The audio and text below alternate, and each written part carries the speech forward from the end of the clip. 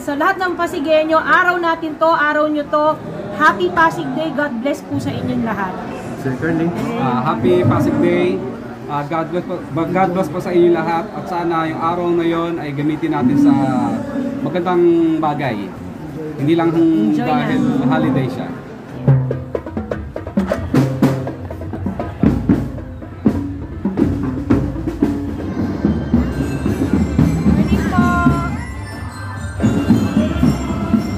Labis ang tuwa ng mga taga-Santolan, Pasig dahil sila naman ang nabiyayaan ng St. Gerard Construction Charity Foundation Incorporated sa pangunguna ng mag-asawang Corly at Sara Liscaya bilang pang-apat na barangay sa lungsod ng Pasig na pinagdausan ng medical mission.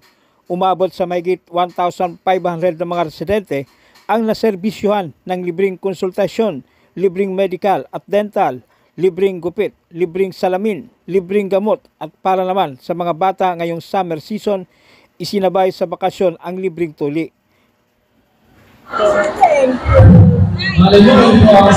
Nay, bakit po kayo naluluha? Masaya ako sa binigay nila sa akin.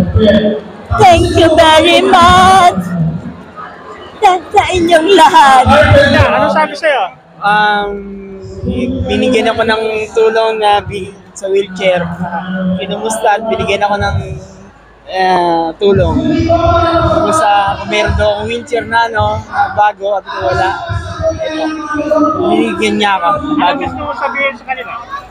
Maraming salamat na malaking tulong na rin sa akin. Bigyan nila ng wheelchair. Salamat po. Dennis Paculaba.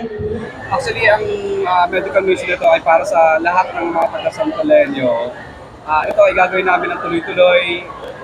Kasi ito ang napili naming advocacy, tuloy-tuloy ito sa lahat ng barangay ng Pasig City. Kasi tumutulong din naman kami sa labas ng Pasig City. So, naisip namin na why not hindi rin namin tulungan ang mga taga-Pasig. At kaya napili namin na maging major advocacy ang medical mission dahil dati talagang walang-wala kami. Nakarating kami sa ganitong klase ng tagumpay. Gusto lang namin ibalik sa kapwa namin. Ang sabi ko, hindi man ako nakaganti sa kapatid ko nung hindi ko siya matulungan dahil walang-wala siyang gamot, hindi ko maipagamot, hindi ko maipa-hospital dahil walang-wala kami pera.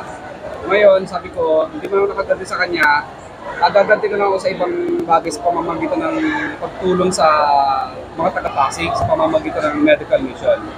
Dahil alam ko po ang pakiramdam na ang gusto mong tutulong pero wala kang maitulong dahil wala kang perang pagpagamot sa kapatid mo, sa pag-hospital. So ito po ang way at parang po namin na pagtulong at masaya-masaya po kami sa aming ginagawa. At ito po ay wala po kami hinihingi na anumang kapalit. Happy lang po ang puso namin na mag-share at mag-blessing dahil naniniwala po kami na sa bawat isang bagay na binibigay namin, sa po ang pwedeng bumalik na blessing at opportunity. Yun lang po. Wrong timing po yung libreng tuli, dental, at medical, sa mga estudyante, lalo na sa mga nanay na problema, balik eskwela. Bakit po naisama ito sa mission nyo? Yan dental, tuli, mga ganyan. Yes, oo. Actually, nung nag-start kami, 4th barangay na to. So, dinagdag na namin yung libreng tuli, may massage pa, yung dental talagang meron na kaming sinasama, may free mga eyeglasses. So yun yung mga parang dinadagdag namin na parang hinihingi services din sa amin ng mga tao through yung sa FB page namin. Nagko-comment sila baka pwedeng idagdag yung ganito. Which is tama naman, so dinagdag namin sa mga services dito. At ito po yung pinamahagi namin sa inyo ay wala po kami hinihingi kahit na ano mga kapalit. Masaya lang po ang puso namin. At ang makita mo lang po namin kayong nakangiti, ay sapat na po yun. Sapagkat ang ginagawa po namin ito ay talagang galing po sa puso namin. At walang anumang hinihingi ng anumang reward na po sa inyo. Maraming salamat po and good morning po. Maraming salamat po CEO and President St. Gerard's Construction, Mr. Pacifico Kuya Curly Liscaya.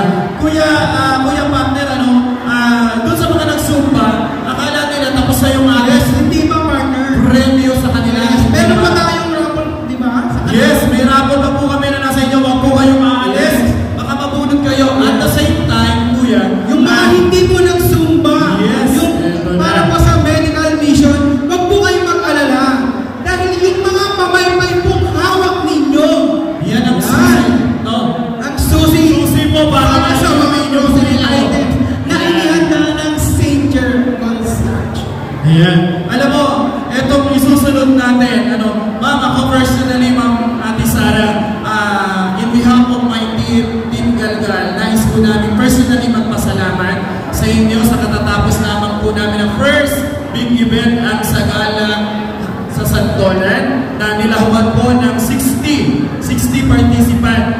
Mga kapatid, mga kasantolenyo, sila po ang nasa likod namin.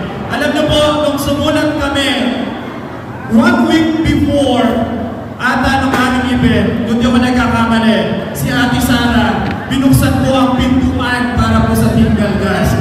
So maraming salamat in behalf of my team. Thank you po Ate Sara, Kuya Bernie. Sa susunod ulit. Pero ito talaga para makilala natin sa our partner. Isa rin po sa CEO ng St. Gerard's Construction Charity Foundation Incorporated. Palakpakan po natin, Mrs. Rowena Segasara, Ate Sana Dahizkaya! Hi! Hello! Good morning, Barangay Santolan! Salamat sa pag-welcome sa akin dito. Salamat sa inyo. Palakpakan nyo ang sarili nyo.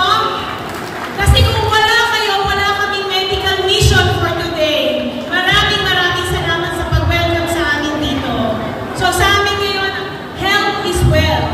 Kaya kami, ang focus namin sa advocacy namin is magbigay ng tulong sa mga gamot, sa health, at you're all welcome na magbigay ng sulat sa office namin para magkaroon kayo ng mga nebulizer, ng mga blood sugar kit, at pang-TB. Actually ngayon, may dala ako para sa mga homeowners association dito. Okay? May dala ako mga ganon. Meron din mga silya na nirequest sa amin. Bit-bit na rin namin dito para sa mga homeowners. Pati yung mga tent na nirequest nyo, nandito na rin. Ibibigay namin yan sa inyo. Malaki naman ang naging paghanga at pasalamat ng kapitan ng Barangay de la Paz na pang-5 medical mission sa mga ginagawa ng mag-asawang Corley at Sara sa mga mahirap. Bukod sa libreng serbisyong medical at dental, masahe, gupit at tuli, ay nagdonate ang St. Gerard Construction Charity Foundation ng 2 garbage haulers para sa mas maayos na garbage collection sa Barangay de la Paz. Ito po ay ginagala po ang medical mission po. Bali, pang-5 medical mission na po namin ito. At nakita namin na dadaan po namin dinadagdagan kasi para nakita po namin mas dumadami po ang mga beneficiaries na dumarating. Kasi mas nakikilala na po nila na tuloy-tuloy po at every Saturday po ang pagbibigay po natin ng medical mission.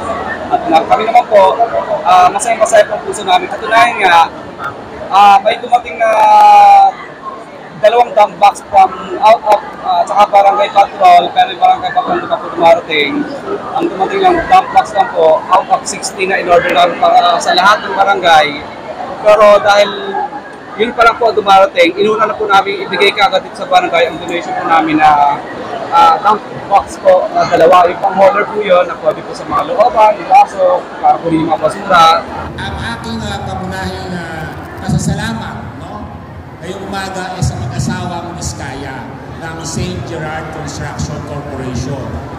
Alam nyo, dati pa silang tumutulong sa mga kanilang barangay na sa Bangbang at saka sa mga kalapit na barangay. Ngayon umaga, sobra akong masaya na nakaabot sila dito sa dulo ng Pasig dito sa Barangay de la Paz. Alam nyo, itong medical mission na ito ay malaking tulong po sa atin. At saka, alam nyo, itong medical mission na ito, sa kapanakita ng medical mission na meron pang libreng pakain, Kaya huwag kayong mahiya, ayan lang po, si Hiwaga Pares. Gusto ko rin pasalamatan ang mag-asawang si Sir Curly at saka si Ma'am Vizcaya ngayong umaga, dahil ngayong umaga, bibigyan ang Barangay de la Paz ng 2 sasakyan. Mini dump truck na malaking tulong sa atin sa paghahakot ng basura kung saan may makikitang basura, lalo-lalo sa karangalan na ang mga kalsada doon ay puro iskinita. Kaya bigyan po natin sila sa masigabong palakpakan dahil bihira ang ganitong organisasyon na nagdo-donate ng sasakyan sa barangay.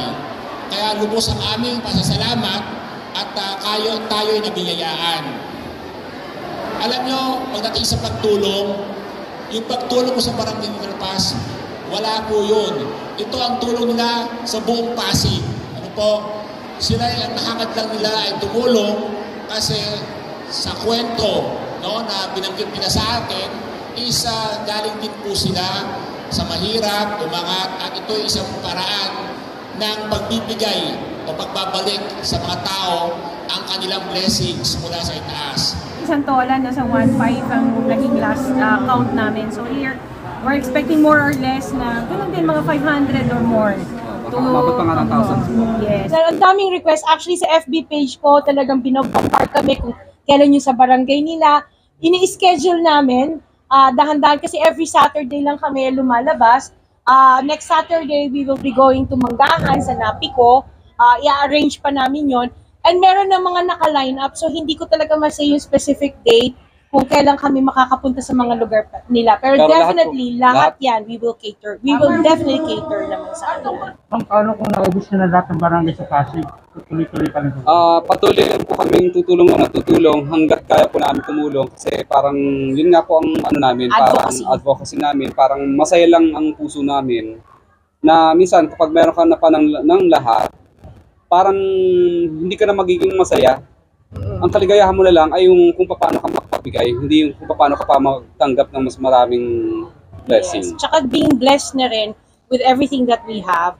It's high time na i-share namin yon sa mga kapwa namin. Eh syempre, Pasigenyo kami, taga-Pasig kami. So priority namin, mga taga-Pasig.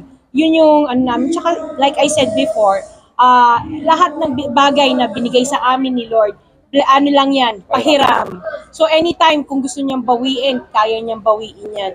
Yung ginawa namin dito or ginawa namin sa kapwa namin, yun yung mahalaga. Kasi hindi naman namin mabibitbit yan kung mawawala tayo dito sa mundo. So yun lang, blessing lang talaga yung sinishare namin sa mga tao.